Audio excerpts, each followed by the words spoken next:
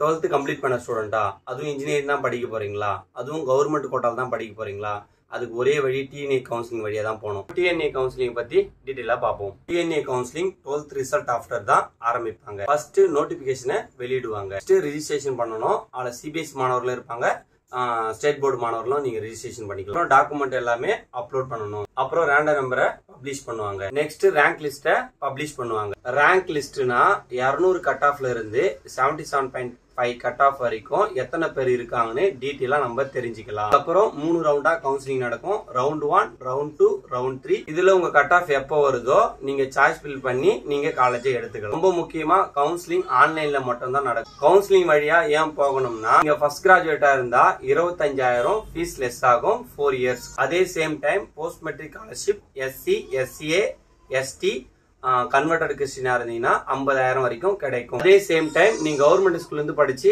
Engineering படிச்சீங்கன்னா தமிழ் புதல்வன் புதுமை பெண் திட்டம் மூலியமா உங்களுக்கு மாதம் 1000 ரூபாய் கிடைக்கும். 7.5 விழுக்காடு மூலியமா நீங்க கவுன்சிலிங் எடுத்தீங்கன்னா உங்களுக்கு hostel fees and tuition fees எல்லாமே வந்து பார்த்தோன்னா ஃப்ரீ.